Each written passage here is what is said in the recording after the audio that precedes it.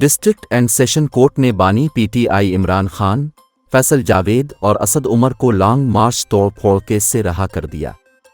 Judicial magistrate Shabir भट्टी ने बानी PTI और दीगर की बरियत की दरख्वास्त मंजूर की।